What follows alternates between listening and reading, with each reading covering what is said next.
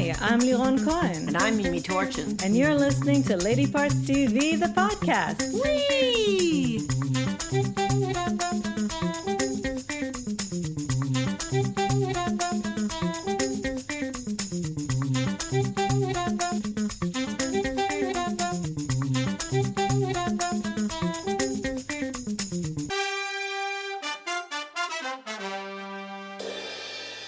Hi, everybody. Hello. We are back. We're sorry we took such a long hiatus, but, We didn't have anything to... we didn't have anything to report, and then I Really? had an injury and Right. other things, and but we have really exciting things coming. I'm very excited Yes. about quite a few of the shows we have to talk about in coming episodes. And this week, well, just to show you how little we had to talk about our stats, we tallied 19 primetime shows in all the weeks that, because we watched a lot of old stuff and movies and I things. mean, ER. That too. ER. That too. ER. That, yes, and ER. It never disappoints. I know, it never disappoints. The greatest show in the history of television. Just about. So we tallied 19 primetime shows, out of which written or co-written by a woman, 11, 58%, and directed by a woman, also 11, Now, 58%. What was that from? We watched something... So many No, things. but there was something that every episode was written and directed Oh, by a woman. surprisingly enough, Dr. Death. And we There actually we forgot go. to talk about it. How could we forget We to talk forgot to talk about Dr. Dr. Death. So you know what? We're going to talk about Dr. Death. Yeah, I guess we'll just have to wing it. So should we start with Dr. Death? Sure, let's start with Dr. All Death. right. That was actually not on our plan today, but all of a sudden we Yes, 'cause realized... we forgot about it. Yes. So Dr. Death, Dr. Death. starring Pacey, Pacey, or as we like to call him, Joshua Jackson. Jackson. Also Grace Gummer. Yes. And Christian Slater. Right. Alec and Baldwin. Molly Grimes plays... I will not tell you what she plays. But anyway, the show was created by Patrick McMenamis, and it's currently airing on Peacock. All of the episodes are there. You can go watch it right now. It's from a podcast. Right. It's one of those... Sadly, true crime. But it's not even, it's a true crime that hits really, really deep because God. it's a true crime about a doctor. And it's... I kept telling Mimi while we were watching it that you know why it's especially nefarious? Because it's about one of the things that we're most scared about, spinal surgery. Yes, exactly, which my physiatrist has been trying to talk me into for years. I don't know how to tell him this, but I'm never going to have I already told him I'm never going to have I'm sure spinal surgery. neurosurgeons are so like, oh no. But now I can tell you. And then he'll say, but he comes so highly recommended. He's a wonderful, well-known. I say, yes. So was Dr. Death. Dr. Death. Yes. So, Wow. it was at first it was hard to watch. At first, it took me a long time to be able to do a sort of binge, and by binge we watched only 2 at a time. Yeah, that's all we can stomach. Literally, it was so Disturbing. it was, and I love medicine. Oh, yes. It wasn't about that. It was wasn't hard about- to it was watch about the butchery. medicine. It was. Yeah. It was about the. First of all, it was, I think, the flaw in this show for me, and I don't know, we tried to ask our friend who actually listened to the podcast, but did she finish the podcast? No. She didn't, so she couldn't really answer. But the flaw in it was that the very early on in the second episode, they throw you in a direction that you think they're going to go with the reason that okay, let me give you the premise first. This guy is a neurosurgeon, and he just... He can do well. He can do good surgeries. Yes, he's done some. But he's also done surgeries where it was so clearly wrong. It wasn't even like, okay, a mistake, a negligent little thing, complication here, shit happens. He was literally doing everything wrong. And you couldn't understand why. He was killing and he patients. wouldn't listen to anyone. He had such a God complex. Such a God complex. He was such a narcissist. And in the attempt to cover things up, people were afraid of lawsuits, and because Texas had this law that you couldn't sue for medical negligence for more than $250,000, most lawyers didn't want to take the cases on. Right. So and they would just kind of pass him from one to another. He kept getting privileges here, privileges like there. The priests who molested children. Exactly. Nobody wanted to take responsibility, and apparently it's very hard to go to the medical board and In Texas, anyway. Right, and actually take somebody's license, even just to suspend it for a while. So he got to do what he wanted, and he was charming. And what he wanted to do was appalling and vile and criminal. And inexplicable. And inexplicable. So they did do something at the beginning that was kind of, it was a very potentially interesting explanation to why he was the way that he was. They never followed through on it. It made it a little less nefarious. It was horrible. But and then they kind of dropped it and never again. Yeah, they never.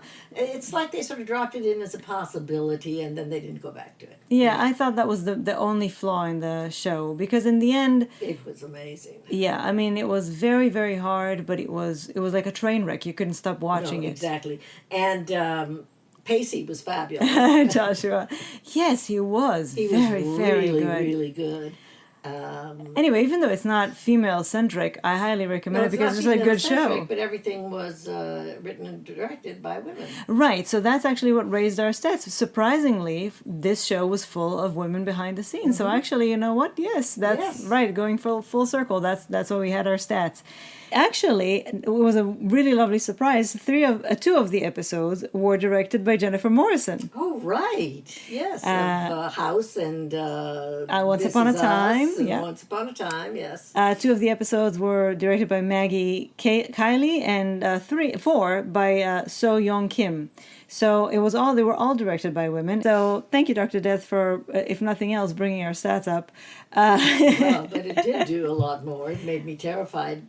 More terrified than I already was. That might be a problem. To touch my back.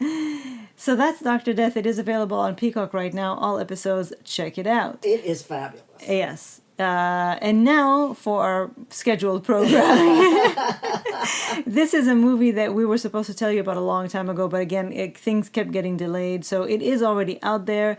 And it is a Mimi movie. Take it, Mimi. All right. This new movie is called Great White.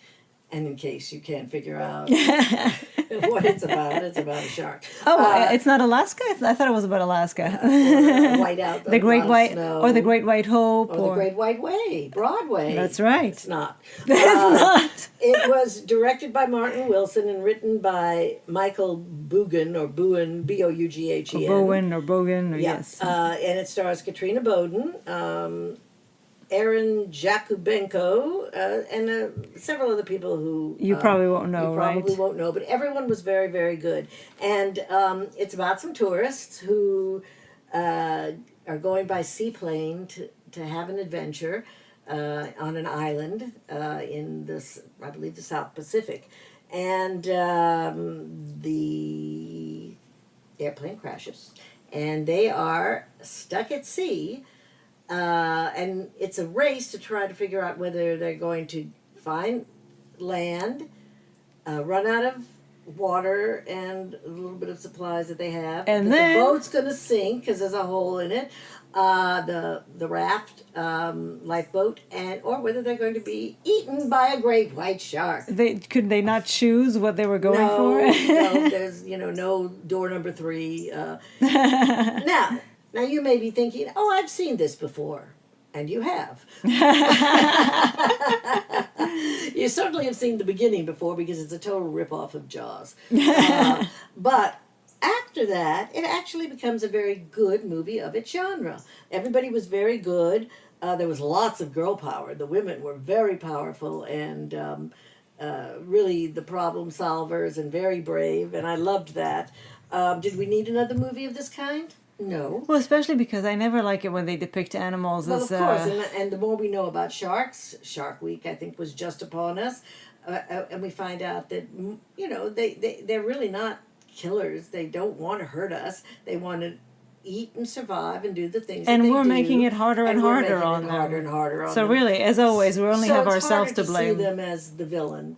And it should be. It should be made harder to see them as the villain. Well, it wasn't made harder to see them as the villains. It was harder for me to see it. Exactly. As the villains, no, that's what I mean. Yeah. That's why I'm saying maybe this kind of movie is outdated. Yeah, but again, for its genre, I enjoyed it very much.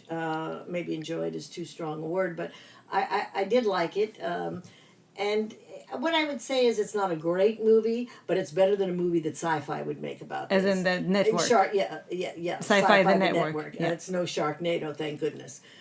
Which was sort of fun the first time, but by the time we got to 23, it was a little old. So, Great White. You Available right now on demand and on digital. Yes, and I don't not recommend it. That is such high praise.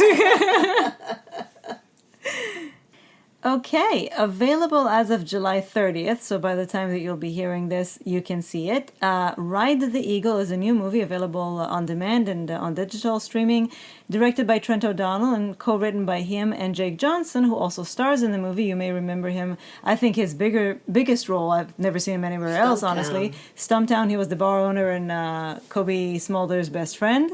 In addition to Jake Johnson, who really pretty much carries the entire film on his shoulders, is the ubiquitous Susan Sarandon. Now, we already have her in 2 reviews just this episode. This podcast episode. I thought that her whole meltdown about Trump, Bernie Sanders, Hillary Clinton, I thought that would kind of put her on the back burner for Hollywood. But no, she's busier than ever. Busy as a bee. And I would have usually been so happy about that, but I'm conflicted, deeply conflicted about her. The politics sort of ruined her for us. But you know what? We got over it. We saw a few movies. Still enjoy her. What can we do? We can't help ourselves. We can't. Also, J.K. Simmons and Darcy Carden. And this is a very, very sweet, enjoyable movie. It is. About a guy who kind of stumbles through life, hasn't been able to really get himself to where he wants to be. Yes, exactly, a struggling artist. And his mother, from whom he's been estranged for the majority of his life, dies. And in her inheritance, she leaves him her beautiful Yosemite cabin. So stunning. But with a condition. Since apparently she had been trying for years to contact him and reconnect, and he wouldn't do it. Well, and she deserted him for a cult at 12 years old. Or something. Right, so he had a lot of baggage. She decided to leave him a video with all of the things that she wanted to teach him that she never had a chance to. And she had little notes planted places and things. Right, around the cabin, and it's a beautiful location, yeah. And upon completion of all these tasks, he would inherit the house. So Susan Sarandon is quite important in it, but she only appears as a person on video.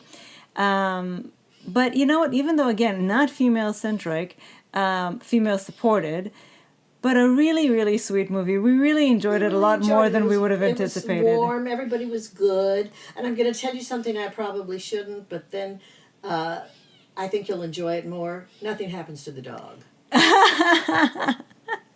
Should we leave that in, or is that a spoiler? I don't think it's a spoiler. I would have liked to have known that I didn't have to worry the whole half of the movie that something was going to happen. In a movie of that genre, you wouldn't expect anything to truly happen to the dog. Kind of a movie and it wasn't the point, actually. The point was, well, you'll see for yourself. Yeah. But actually, Nora, the dog, was my favorite part of the movie. She's a black lab, and she's just delicious. She's his companion and quite important in the movie, since most of the time he's always alone most of the time. Exactly, she's a very important, and in the end she really is important to his process. So really I really liked and enjoyed this movie. I loved it. So available as of July 30th. This is Ride the Eagle, and available to stream everywhere. Check it out. Now, on a very different note, I'll say a new documentary on Netflix from Ryan Murphy, the producer, and he produced it but directed by Christine Stolakis. Available on Netflix Tuesday, August 3rd, is the documentary Pray Away. Let's see if you can figure out what it's about. It's telling you to pray away. Pray away the play, pray away the day.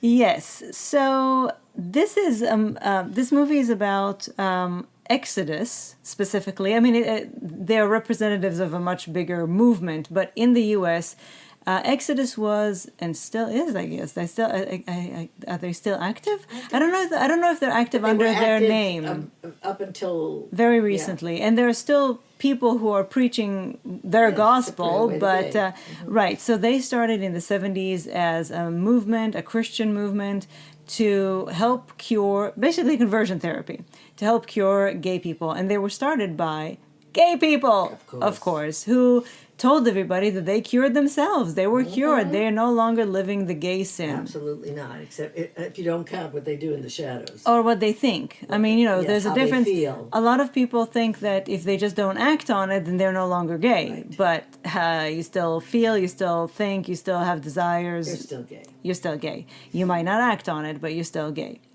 And as you can imagine, their movement has inflicted a lot of trauma on a lot of young people. And a lot of older people, too. but especially the ones who were forced into it. I mean, it's one thing if you choose to go into it. It's another if your parents take you there when you're 15 or something, which is the story of one of the main witnesses in this movie who tells her story. But also, I mean, this movie doesn't really present you with any new ideas. We all know about this stuff.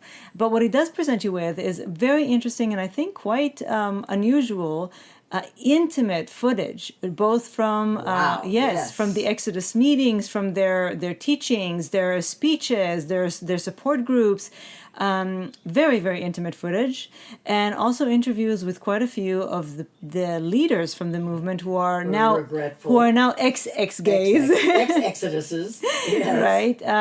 Who have to contend with what they did with the things they preached, the lives they ruined, the pain they inflicted on people. And they're being extremely honest and open, which is quite remarkable, I think. They're not running away from this. They're not shying away from it. They're trying to illuminate it. Yeah, they're really trying to come to terms with what they did and try to rectify as much as they can what they did.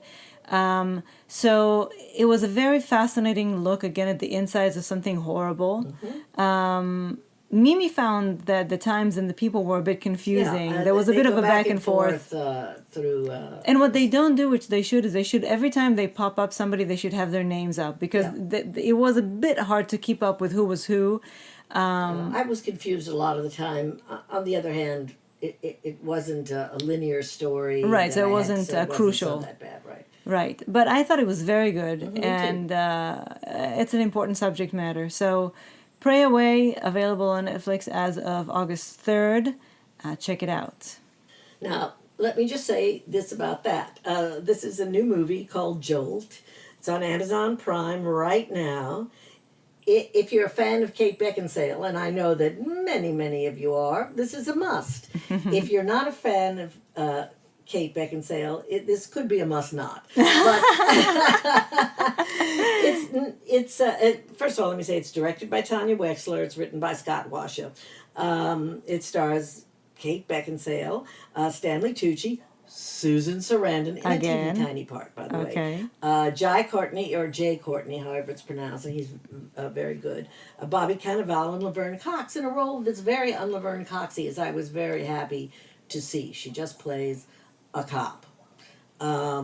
You mean no explanation needed? Nope. Very she's good. She's just a cop. Excellent. She's kind of a kick-ass kind of a, but she's not playing a super over-the-top glam trans woman, exactly. She's just playing a female cop. Yeah. Excellent. And it's about and of course Kate Beckinsale is gorgeous and she's fabulous and she's funny and she's just the way she is, which I love, except that she does not have homicidal tendencies as this one would hope. Yeah, as this character does, both something that she was born with and something that was nurtured through treatments that she shouldn't have had. Again, inflicting as a child, trauma. Yes.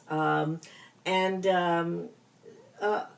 a doctor, played by Stanley Tucci, a psychiatrist, along with some people who helped him, they developed a vest. The reason it's called Jolt is she has a switch that she's got electrodes on this vest, and every time she feels this instinct to beat the crap out of someone or kill them or whatever it is, and it's always about people who deserve to get the crap kicked out of them, even if not to the extent that she does. A rude waitress. Not to the extent. Yeah, exactly. So, in other words, it's that rubber band you put on your wrist and you snap it. She has a jolt. She has a jolt, right. And she just can't stand to see injustice, but she doesn't have... She has sort of the same response to everything, even if it's just from someone who's not nice to a parking valet or someone who does something really terrible to someone.